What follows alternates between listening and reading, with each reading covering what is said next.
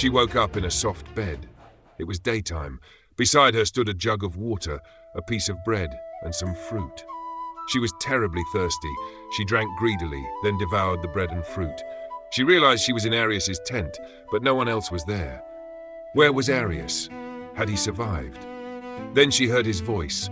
Not very clearly, but when she stood and approached the door, she could hear better. "Oh, woman, must you hit every nerve?" groaned Arius. "Don't move, or I'll sew crookedly, and you'll have an ugly scar, and then you won't even have anything to boast about." "Don't you know that you need to take care of scars on your chest?" said a woman's voice. That must be Balabina, thought Marianna. "Besides, it's your own fault, so don't complain," the woman continued. "Me? I just went to rescue my beloved," Arius explained. And again, "Oh, woman, have mercy. You scared her to death, so no wonder she ran," the woman replied. "Well, yes, indeed. I scared her a bit, but I couldn't help myself. She looked so beautiful, hanging on that hook." Arius drifted into a dreamy tone. "Oh! Don't tell me that was a coincidence," he snapped. "Do those herbs even work?" "It might have been a coincidence, but if I were you, I'd choose my next words very carefully." The woman laughed. "And the herbs are working, you can see that. You mean I'm babbling nonsense? I must admit you're handling it better than most. Though you've become a bit more talkative, usually it's hard to get more than one sentence out of you, and more delicate. You flinch at every prick like a little child." After a moment, Arius asked conciliatorily, "Balabina, as a woman, what do you think? What should a man do to make a girl fall in love with him?" "Well, I think hanging a terrified girl on a hook is not the best solution. But a compliment that she's beautiful, although banal, is a much better idea.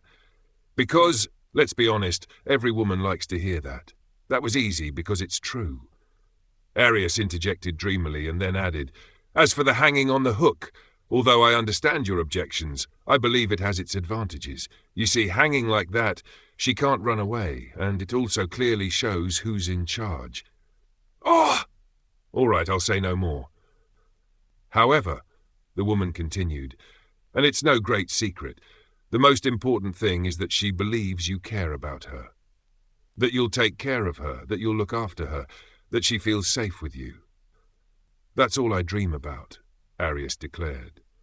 "You know, Arius, I'm a bit worried about you. You're acting like someone hopelessly in love. Because I am. Where did the always calculating, weighing all the pros and cons, thinking 3 steps ahead Arius go?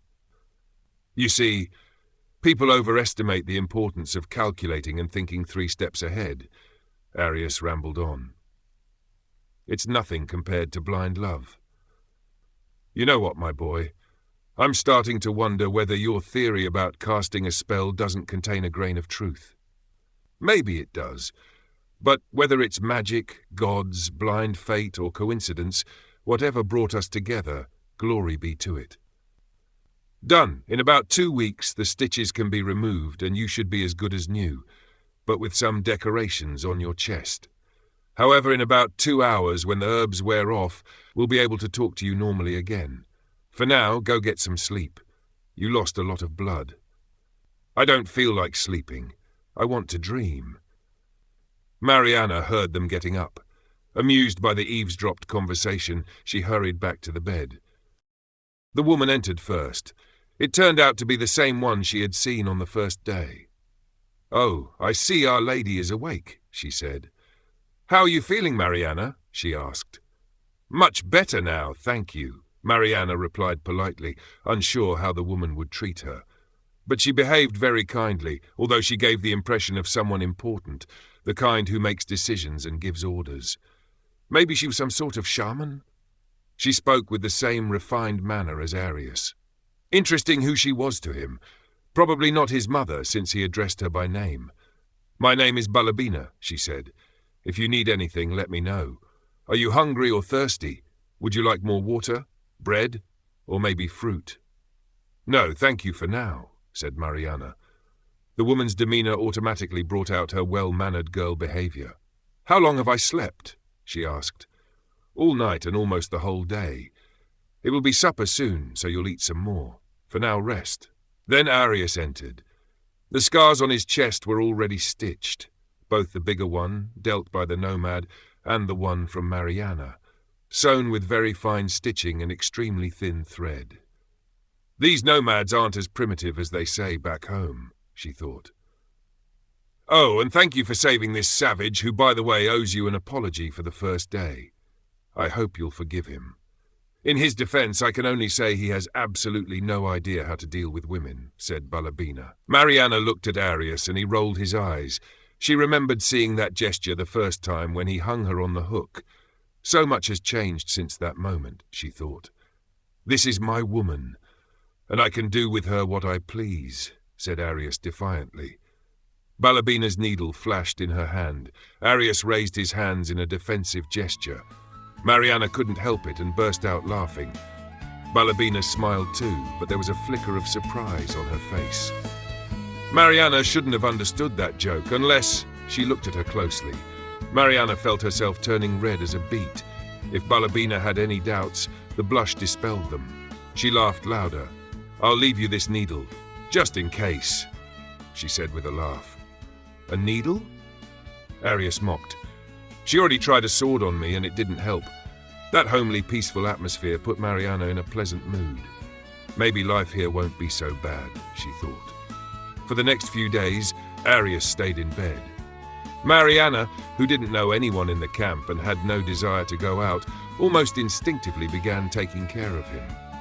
Arius already treated her as his woman, and she didn't really mind, especially since she found herself increasingly fascinated by him.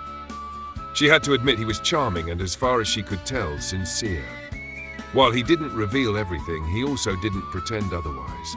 In fact, she probably liked him more that way.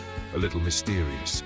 She kept coming back to it in her thoughts, especially after what she heard when Arius was raving with fever, though for now she didn't want to ask about it. So they talked about everything and nothing. At some point, Marianna realized that even if she had the chance to return to her old life, she wouldn't want to. Remember, you promised to tell me why men don't want me, Marianna asked at some point. Well, Arius began, let me start with those two.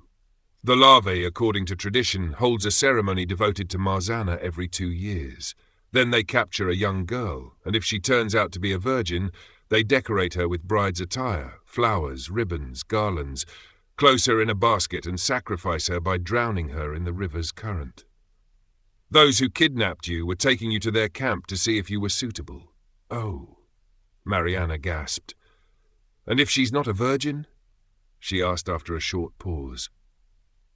Then one of them takes her as a wife, and they live happily ever after, Arius summarized. I see.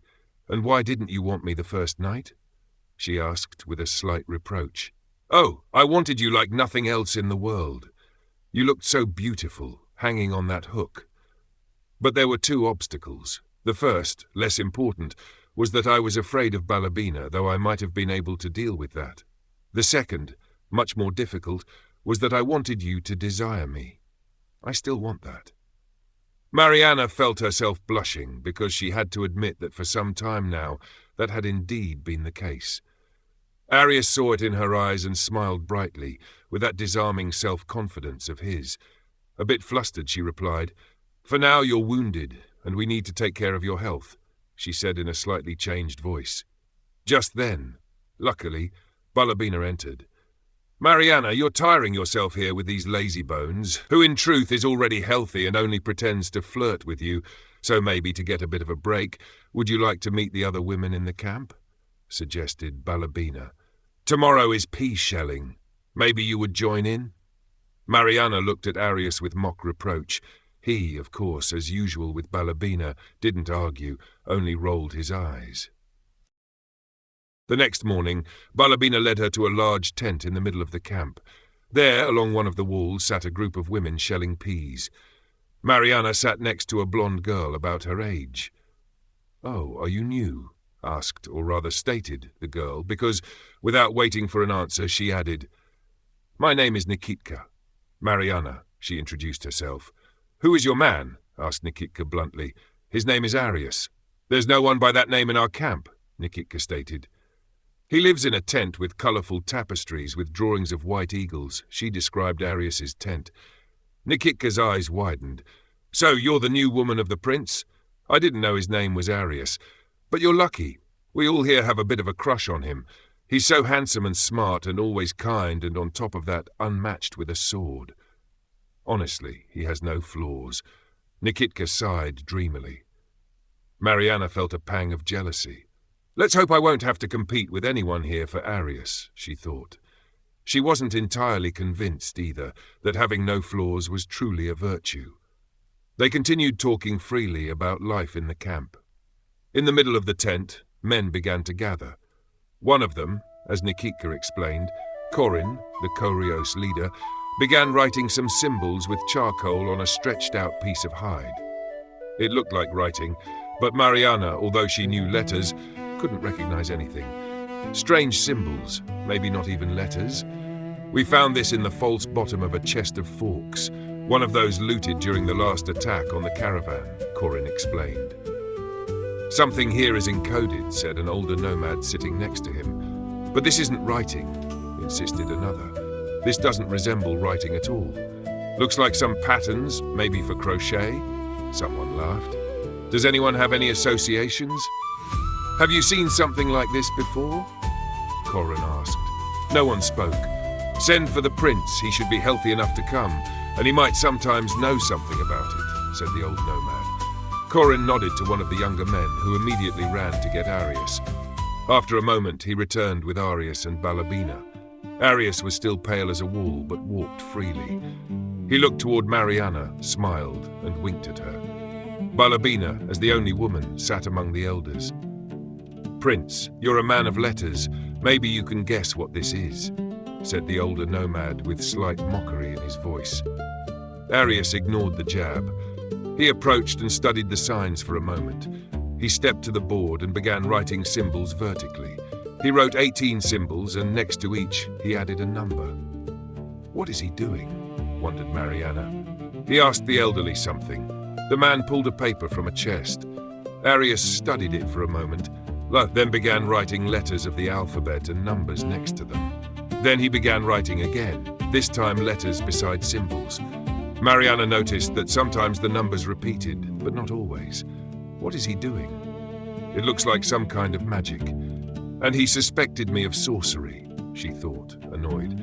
Arius seemed completely absorbed in what he was doing. He wrote, erased, wrote again. Then he walked back and forth thoughtfully, as if only he and the written leather board existed. Finally, he stopped, sat down, and began writing a text, but the letters did not form any words Marianna recognized. He asked Balabina something. She responded in an unknown language. He erased a fragment and rewrote it. Then he again started writing numbers next to letters, but different ones. Mother, how handsome he is, whispered Nikitka dreamily. Marianna had to admit it was hard to take her eyes off him. Everyone watched in silence, waiting.